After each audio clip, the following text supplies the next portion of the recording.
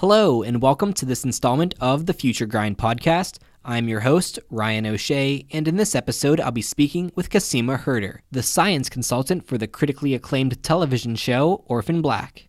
Cosima has an advanced degree in the history and philosophy of science and has pursued a PhD in the history of biology. She uses her academic background to bring a level of authenticity to science fiction, and she was instrumental to the creation and production of Orphan Black. If you haven't seen Orphan Black, well, first of all, you're missing out. But second of all, there will be spoilers in this episode. However, you don't necessarily need to know the show to enjoy this conversation. The show is simply a lens through which we discuss topics of emerging science and technology. But a little bit of background. In oversimplified terms, Orphan Black is a science fiction series which tells the story of a group of human clones that discover one another, find out that they were essentially made to be science experiments, and attempt to break free from the control of their creators. Through the series, we discover that the clones are being controlled by a group of transhumanist scientists who refer to themselves as Neolutionists. The Neolutionists advocate self-directed evolution, cybernetic enhancements, gene therapy, and life extension, but they also engage in vivisection, murder, kidnapping, and more. The show deals heavily with themes such as identity, ethics, bodily autonomy, faith, and more. As always, show notes and more are available at futuregrind.org. We're on iTunes, Stitcher, and wherever podcasts are found. A video version of this episode is posted on Facebook and YouTube. Make sure to subscribe on all of these platforms, leave a review, and you can also like, comment, and share to spread the word. This is Future Grind.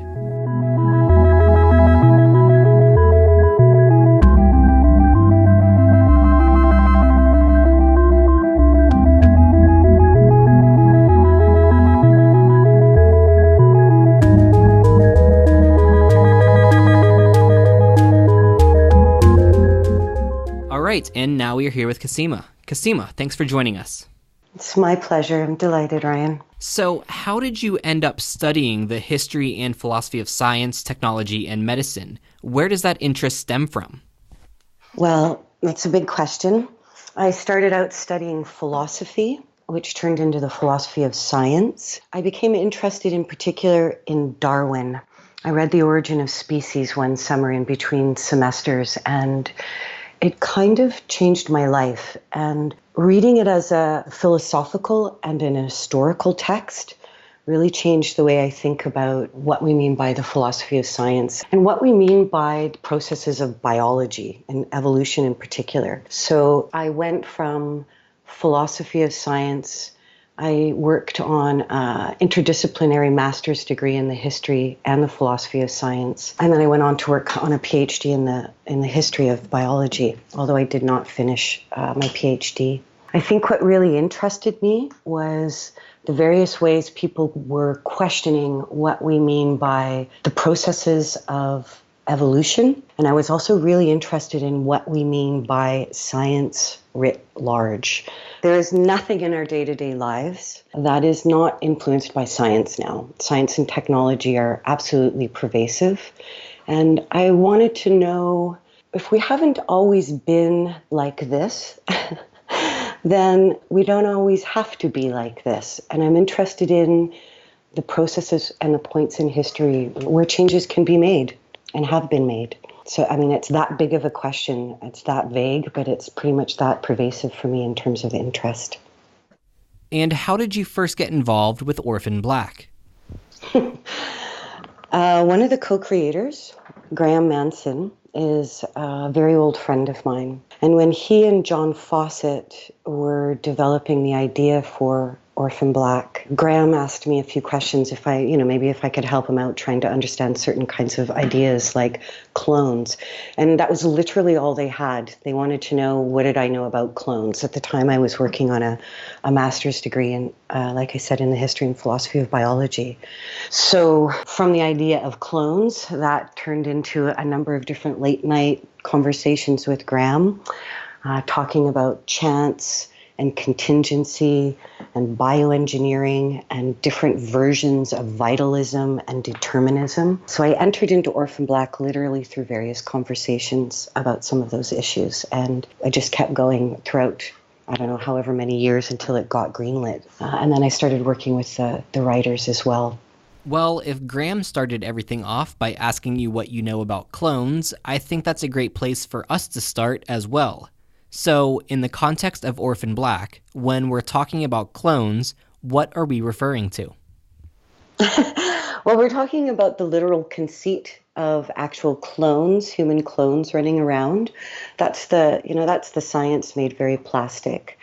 But the idea of clones, to me, seemed like a very rich way to explore all kinds of meta issues with notions of identity, notions of determinism, contingency, the things you just can't see coming. What does it mean if you start all from the same point and diverge into different processes of your future? They give you different histories, they give you different identities. And Orphan Black, as much as it is science fiction, it's also a feminist show. So it was a way to talk about the various ways we see not just different kinds of oppressed bodies, women in particular, and the kinds of ideologies that we use to analyze what we see in the world. So when you think about clones, and people want to know whether they are carbon cutouts, exact copies of each other, from an evolutionary perspective, we would argue that you may all start in the same place, but you end up in different positions depending on the contingencies of your environment. So when we talk about clones, we're talking about all of those things. Literal clones, cells clone themselves, spores clone themselves. We're talking about all the different kinds of ways that you can explore that philosophically as well as scientifically. I'm glad that you brought up the issue and questions of identity here. I feel that there are a lot of misconceptions out there, maybe not in my audience, but in the general public, about what a clone really is. And a lot of that is related to the thinking that your personality and demeanor is directly tied to your genetic makeup. Orphan Black explores this and touches upon the debate of nature versus nurture. We see that the clones have different styles and preferences. There is even variation among sexual orientation and gender identity. I imagine that some of these differences in appearance were purely practical. You need to be able to differentiate between the characters on screen. But what was the thought process like when you were deciding how similar and different to make the clones? Well, the thought process, it was long and arduous and happened over several years to think about what that actually could mean. I'll be totally transparent and tell you that I am not a determinist. So I don't believe that my identity, nor my agency, nor the future of my health or personality is solely based in our genes. So I think when people talk about clones with the expectations that they be exact duplicates of each other, often resides in a very problematic belief that you are your genome. So the easiest way to think about it was, of course, to explore the nature versus nurture, whether you were born this way, i.e. nature, or whether you are also developed this way through your environment and your interactions with the environment. So there's a lot of different ways you can explore that, some of which are very contentious and some of which are often, very mundane. I think the simplest way to say that we tried to look at that was, first and foremost, to question notions of determinism. And we explore that constantly throughout Orphan Black. So you know where I'm coming from. I'm not a determinist. There are many people that are. So they wanted to make good arguments for why you might be exactly like another individual that has the same genetic makeup as you. On the topic of similarities and differences, one of the main characters of Orphan Black is a clone that is named after you. The fictional Cosima is from California and is a PhD student studying evolutionary developmental biology at the University of Minnesota. She explains much of the science that is depicted in the show. How is the fictional Cosima both alike and different from you? I get this question all the time. I find it really funny. The character Cosima is a fictional character, so we are not clones of each other. I think when the decision was made to name a character Cosima was made by my friend Graham, who was writing that character. I think at the time it was a placeholder name because a lot of the exposition for the science and the philosophy and the ideologies that we were exploring came through the conversations with me. So what I do is I curate ideas. That's one of the things I do. You can call me a science consultant, but primarily what I do is curate ideas and help people develop them in a fictional and a creative narrative. So the character Cosima, it's a composite character. It's both the writers, it's the way Tatiana embodied that character and brought her own creativity and concepts to that.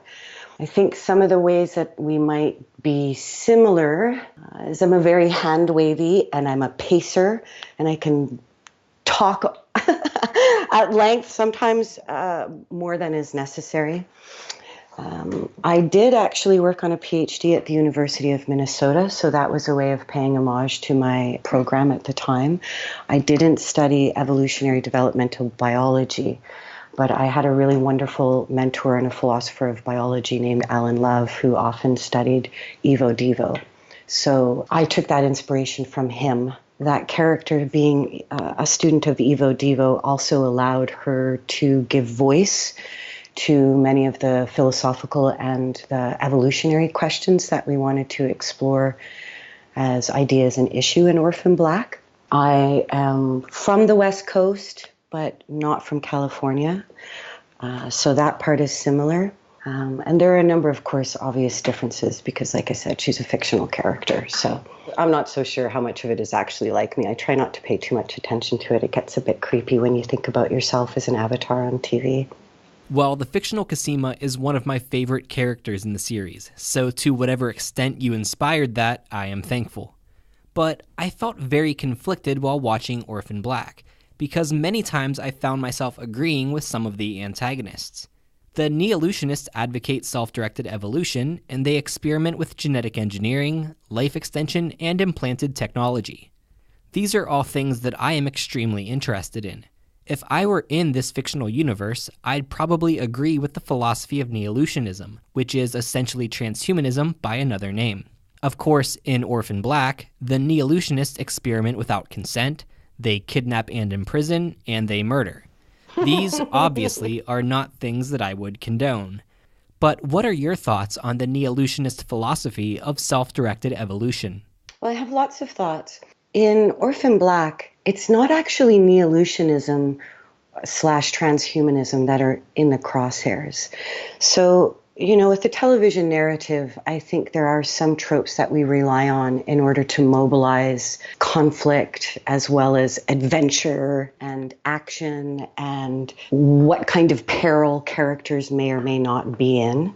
But when you look at Orphan Black, I don't think it's actually transhumanism that's in the crosshairs. I think that one of the things you actually see being ripped apart and interrogated are things like the corporatization of science or biology for profit or what it takes to make informed choices. So if you're talking about self-controlled anything, be it evolution or learning or literally anything, you're actually talking about questions of agency.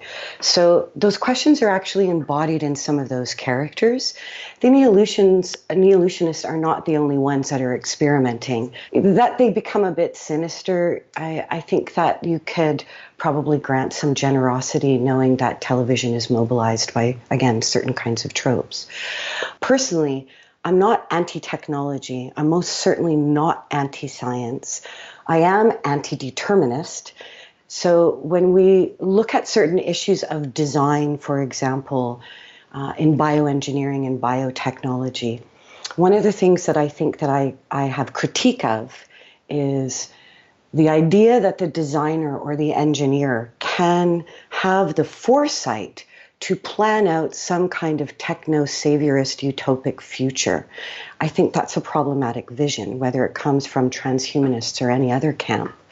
So again, when you take a look at Orphan Black, I think what you'll really see being critiqued are those issues, not necessarily transhumanism in itself. And throughout all the seasons, you'll notice there are several different instances of dialogue where you have somebody ask a character whether they're actually against these ideas of transhumanism or eugenics or Neolution, whatever the label might be. And you will have characters respond back saying yes or no and explaining why.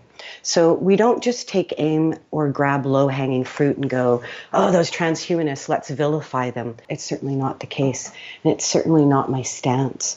I do think that there are issues with ideas of self-guided evolution. I don't know how well we could steward it. I don't know that anybody has the capacity to see what kind of environmental or what kind of social changes may actually change what we value, therefore what we might like to evolve into.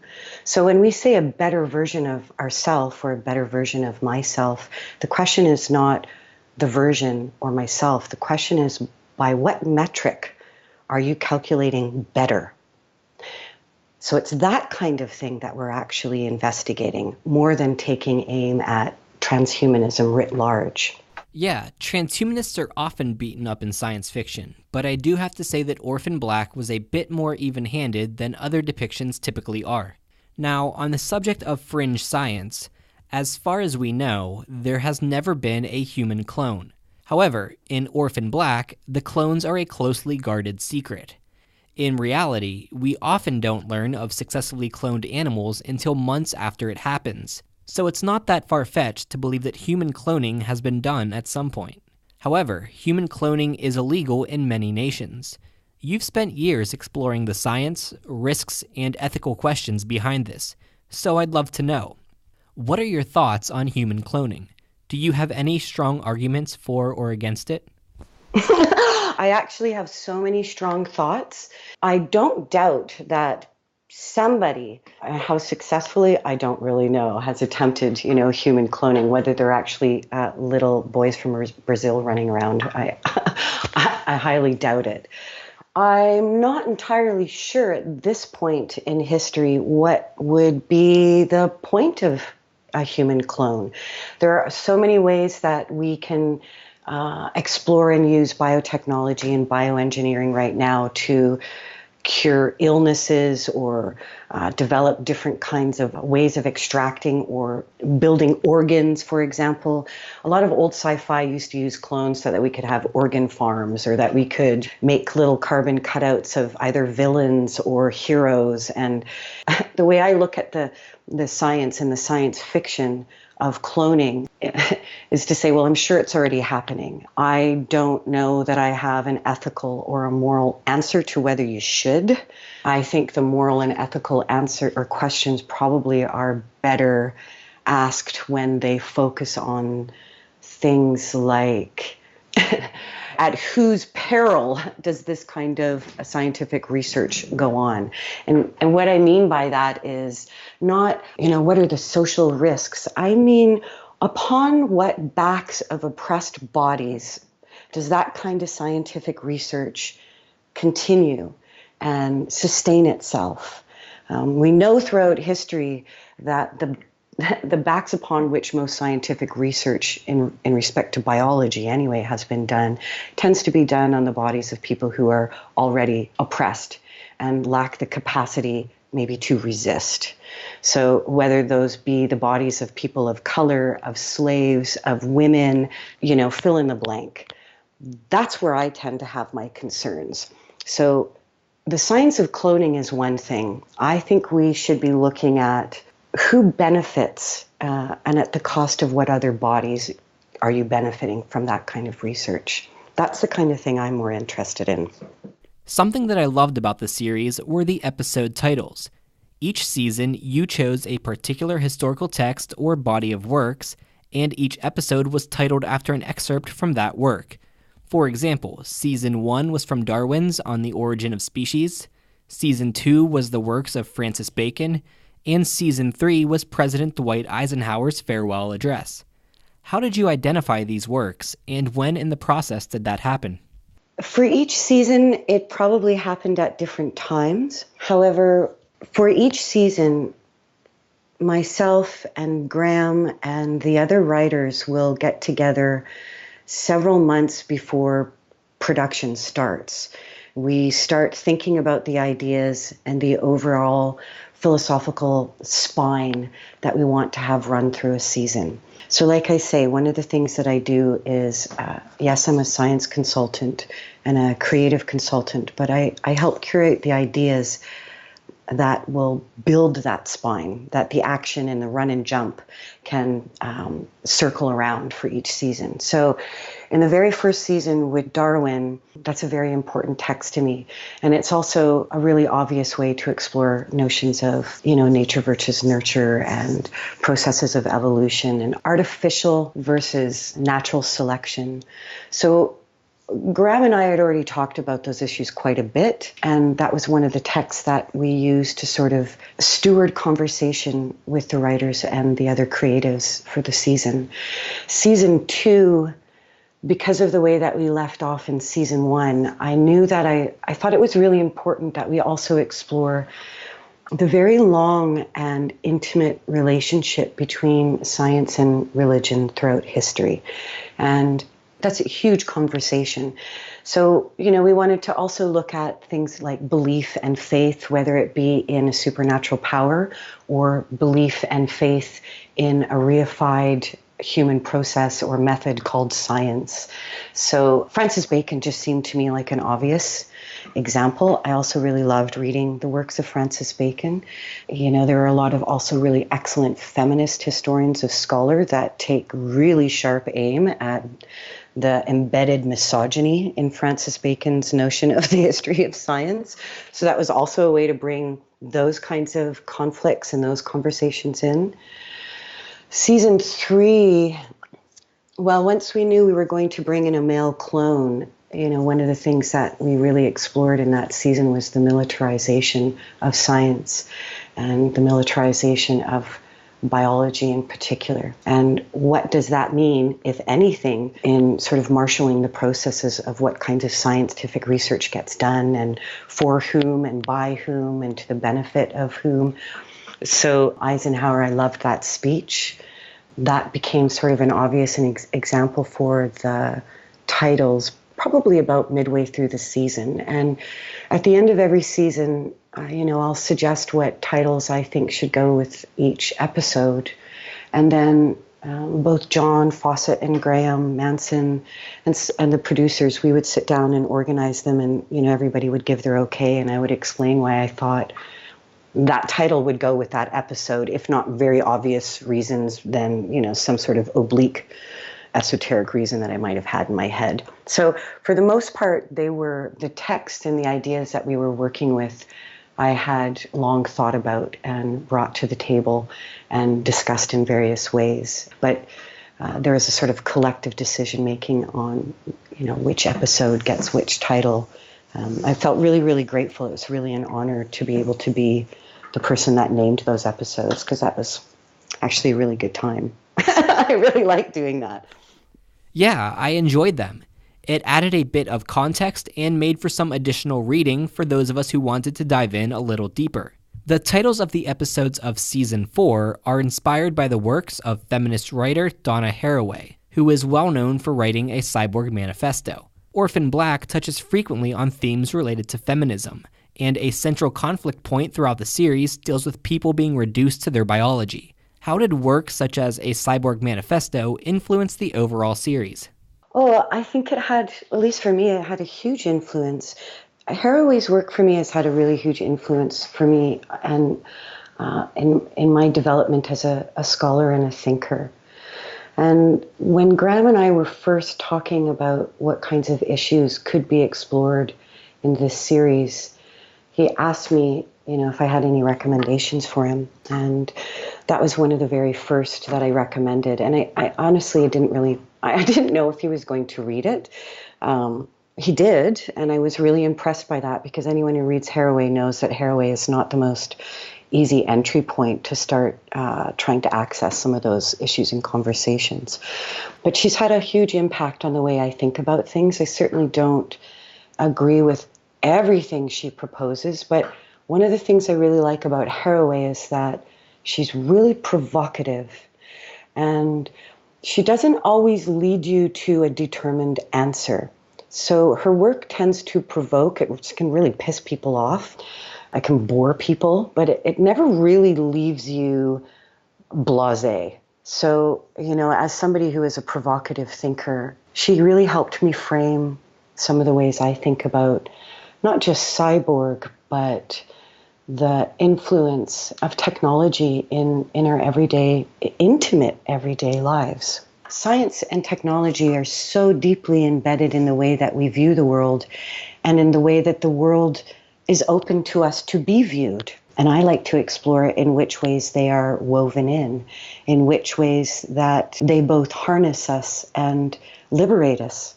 I think that the Orphan Black team did a great job of making some high-level scientific concepts understandable without dumbing them down.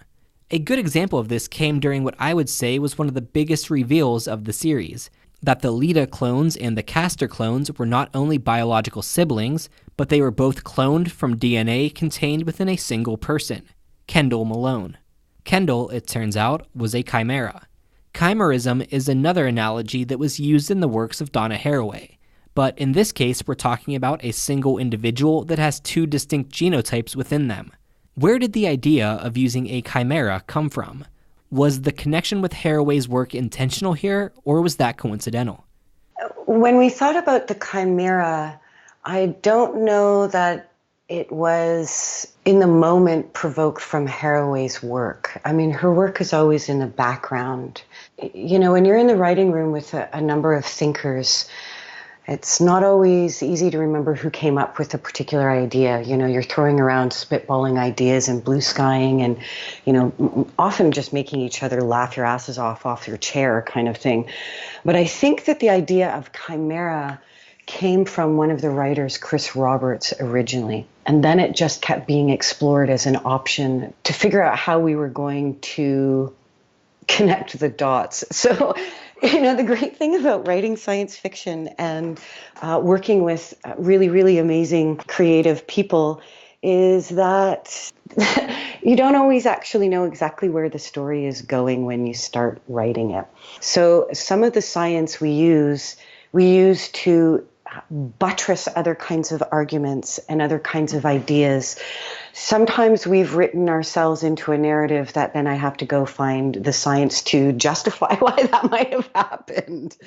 And I think the chimerism is a little bit of all of those things. I think it worked out beautifully because we'd always had that idea somewhere on the back burner. I think there were a few really excellent minds in that room that realized exactly where it could fit and that it wasn't too outrageous. I mean, it's a bit outrageous, come on, but it is science fiction.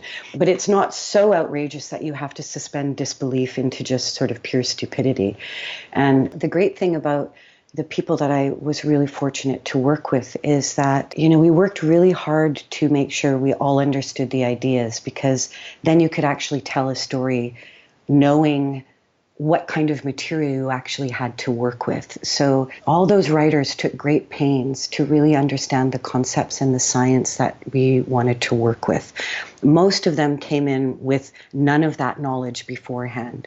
So if there is an ease in the storytelling with some of those scientific conceits, then that's great. Accolades should go to those writers for spending so much time trying to really grasp what it is without having to dumb it down to a general audience. So, I take it as both a compliment and an accomplishment that I could bring some of those ideas, but they could then be developed with some of these other amazing minds. Orphan Black is a work of science fiction, and of course liberties are taken in science fiction in order to serve the narrative. But as the science consultant on the series, was there any misrepresentation or liberty taken with science that bothered you or you felt should have been more accurate? Well, like I said, I was really fortunate. I got to work with really, really amazing thinkers and really amazing creative people. I think there were a lot of moments where sometimes we wondered if we had a missed opportunity, or there just wasn't enough narrative real estate to go deeper into certain kinds of issues or to explore them more. Or, there was 101 ideas on the table, but, only one of them can go into an episode sort of thing. So I don't know that I would say I'm disappointed, again, because I'm so lucky that I got to work with the people that I did. So in no way did did I ever find it disappointing? I think I would have liked to spend more time looking at the issues of patenting. But, that was one of the things that's such a heady issue that became really difficult to weave into the story, in any fruitful way. So I think I'm not disappointed, but I think in some ways I was like, I wanted to talk about that more. But, there are other projects where that research may have play again. I don't know. I really enjoyed talking about the idea of biology for profit. And I think, again, there were 1,000 more things that could have been said.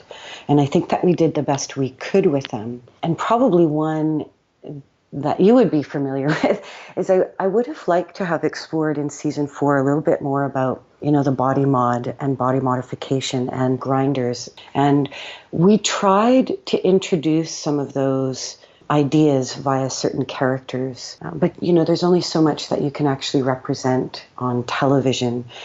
How do you get a really complicated idea into a dialogue between 3 people in 45 seconds? There's a lot that has to be absent, and there's a lot of conscientiousness that has to happen to get at least what minimal amounts of idea and information in there that you can. So I think by and large, I feel that it was an accomplishment that we could do what we could do. I think that there are other projects in the future where I might be able to look at some of those issues and ideas and explore them in different kinds of ways under different settings without the conceit of cloning, for example. So I guess my short answer is no, I don't think I'm really disappointed. I think it was a really amazing opportunity to do something that I'd never seen done before, which was have a philosophical conversation and really explore what do we mean by science and the hubris of humanity to think that we know enough to harness all things called science. So I like that we got to have those conversations and that they started conversations that were greater than ourselves. And that's all I've really wanted to do, is just to be part of a conversation, to be taken seriously as a scholar, but also to find an opportunity to talk about these things with more people than just the 3 people in your grad seminar, for example. So I think that turned out well, and I feel really glad. I feel grateful that we could do what we could do.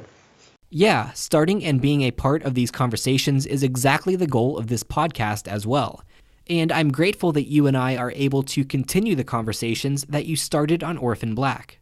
You mentioned some of the historical texts that influenced the series, but in your role as science consultant, where else did you look to for inspiration or guidance when working on the show? Oh my gosh, so many things. So many different kinds of things, so many different, the classics and different sort of canonical sci-fi. I mean, I come from a scholarly background, despite the fact that I'm no longer in academia. I still spend an enormous amount of time reading academic scholarship, for good or for ill. I don't know if that's rotting my brain or helping it work better, but I read a lot of fiction. I read a lot of poetry.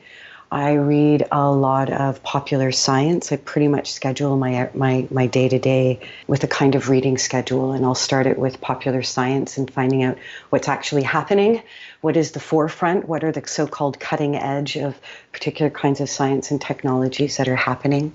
What I most prefer is to actually talk to people in person that I have met along the way. And, when I'm trying to think through an idea or I'm trying to grasp a new concept, I will try to research it in many ways as possible. But often the best thing is to call somebody and say, what do you think about this? How would I develop this? Where would I go with this idea? What do you recommend? So, in Orphan Black, I think one of the most obvious pieces of sci-fi literature, which is one of my favorite, is The Island of Dr. Moreau. You see that throughout all of it. Clearly, the Darwin as well, because I loved reading Darwin. There's a lot of Scottish Enlightenment in Orphan Black that it's not obvious, you don't see. Writers such as David Hume, the people that he was inspired by, like Bernard Mandeville. Of course, they're the feminist philosophers of science, like Donna Haraway, of course. I'm glad that you brought up the island of Dr. Moreau, because that was actually the name of the remote island on which much of the action of Season 5 takes place. And on this island is the Neolutionist village known as Revival, which is described as a decades-long pro-longevity study. It was mentioned that they experiment with things such as caloric restriction, parabiosis, cryonics, various therapies, and more to extend lifespan. In particular, they were interested in understanding and controlling the regenerative properties of Lin-28A, a protein which they referred to as the fountain, a reference to the fountain of youth.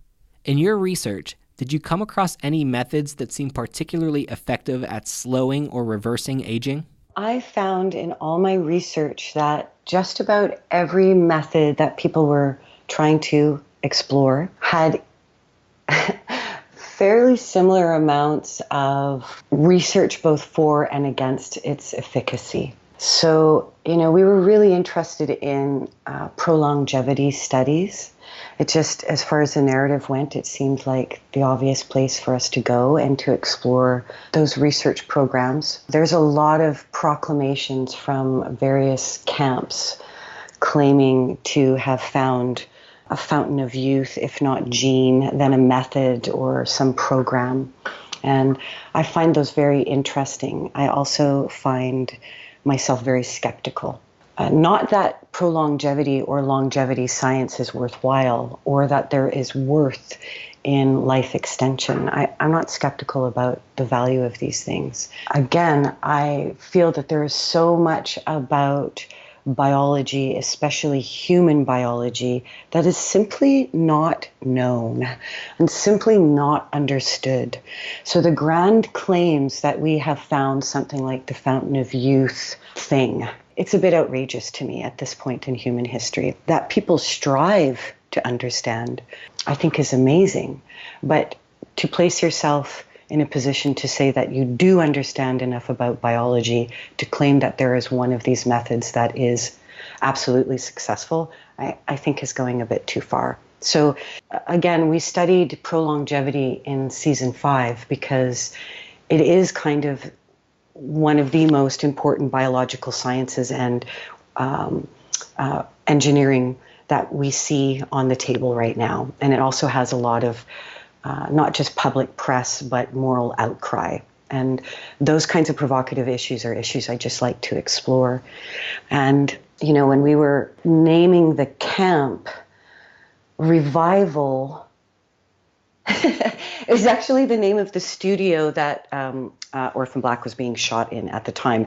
And we tried for months to come up with an excellent name for that camp. And one of the women in the writing room just, I think looked out the window that day and saw the Revival sign on the studio. And we're like, why don't we just call it Revival? So it has both a cultish feel, but it also, was just chosen from something very mundane right in front of us as well. That's probably more information than you needed, but I'm just thinking about that moment where somebody came up with that name after literally months of trying to decide what to call our camp. Revival just seemed to work. No, I think it's a great name. So that's funny that was the story behind it. And because of your professional work and your personal interests, you tend to stay updated on what's happening in the world of fringe science and technology. And there have been some controversial things gaining attention recently. Gene therapy, a cybernetic enhancement, nootropics, and more. What excites you or worries you about what you see coming on the horizon? Well, that's a really big question. There are a lot of things that I find really exciting, and there are a lot of things I find worrying, and sometimes they are the same thing. And one of the things I find really exciting is just our capacity for creative exploration and innovation, and the various ways that people try to tackle understanding our biological processes. So you may be asking me to point out one or two particular strains of science or technology, but I don't. That's like asking me what's my favorite book, and I don't know that I can tell you because I don't know that I have just one or 10. But I find it really amazing the ways that people try to tackle and explore different problems, be they medical or philosophical or ethical. I find the ways that people are stepping outside of institutionalized and corporatized science to do their own independent exploration and scientific interrogations. Really, really exciting and really groundbreaking and kind of mind-blowing. So I get really excited about that. I get really excited about the various ways people are trying to understand not how to answer the problems, but how to frame what the problems actually may or may not be. I also get really excited about the various ways that people are trying to communicate their own research across various borders. And I don't just mean geographic borders, but disciplinary borders. So I find that really exciting. I think I also find myself getting very worried when about the same kinds of things. Our creativity knows no bounds, and I don't have the answers about what is too far. Like I said, I have some healthy skepticism, but I also have a lot of hope. So I think in some of the places where people are doing research that I find makes me want to bite my nails with worry, also makes me feel like there is hope for the future. There are a number of things I keep my eye on. There are a number of things I watch develop over time. Some of them become less interesting, some of them more interesting. I mean, the way that people bandy about the term gene therapy makes me kind of laugh, like everything's gene therapy. And I want to go, what do you mean by that? Like break it down into what you actually mean. And giving people enough information to make not only informed consensual decisions about what they want to do with their body, but how they want to understand science. We're in a climate of anti-intellectualism and anti-science. That makes me nervous. So I feel like the more conversations to be had, the better. Yeah, the anti-intellectualism and anti-science environment in which we're now living is concerning to me as well. And that's why I think that keeping these conversations going is so important. So I loved seeing your work on screen in Orphan Black. But now that that has finished production, can we expect to see more of your work anytime soon? Yes, you can definitely expect to see more work. I do consulting as well as, help developing narratives for a few other projects. One that has not been announced in the trade press yet, so I can't really tell you much about that one, but that one's really exciting. I've also will be doing some consult and work on the television adaptation of Snowpiercer, which I think will be kind of just beautiful madness. So I hope that you will look forward to seeing that. And I've also been working with some of my colleagues who I worked on Orphan Black with, Graham Manson and Mackenzie Donaldson, on developing another documentary that will look at biohacking and bioart writ large. Hopefully, as we develop that over time, I'll have more to be able to say to you about that. But I can tell you that the way that I try to explore all those issues is not to simply stop at the low-hanging fruit, but to really try to understand what's actually happening right now in the world. There's far more going on than most people realize. And that kind of blows my mind. So all the projects I work on try to take an honest and really sincere look at all the issues and ideas that you've seen of my work so far. And I think that we're going to just be able to go deeper and further and more expansive. And again, hopefully more provocative. I'm not here to answer questions. I don't have that kind of epistemic authority, but I want to explore what kinds of questions that can be asked. So I think one thing that you can expect from me is to see more questioning ideas of libertarianism, especially insofar as agency and choices we may or may not be able to make about our biological future. And libertarianism, as we know, tends to benefit those that are already in a position of privilege. So when I present certain ideas to a set of thinkers, I will often ask that they rethink what it means to have freedom of choice. So I think that you will probably see more of those kinds of things. Well, it sounds like you have some exciting things in the pipeline. I'm looking forward to this Snowpiercer series. I enjoyed the film, and I'm interested to see how it makes the transition to television. But your biohacking documentary sounds even more exciting, and I know that people won't want to miss that one. So, for people who want to follow along with your work and find out more when it's announced, how can they do that? Well, I don't have actually a very strong online presence. I'm a very, very private person, so I try to keep that to a minimal. You can follow me on Twitter. I apologize ahead of time for not being super active, but anything that there is to be announced, that would probably be the place to see it. Well, I will put a link to your Twitter account in the show notes at futuregrind.org. Thank you again, Cosima, for joining me on the podcast. I love this conversation, but I feel we're just scratching the surface. But I'll be meeting up with you in person in Los Angeles next week, so we can talk more then. And perhaps we can do a round 2 at some point for the podcast audience. But thanks again for coming on. My pleasure. We'll absolutely do another round, but this time, the next one, we'll do it with martinis. Hey everyone, Ryan O'Shea again, and thanks for listening to my interview with Cosima. Remember to check out the show notes and more at futuregrind.org. Make sure to subscribe, and you can also like, comment, and share to spread the word. Till next time, this is Future Grind.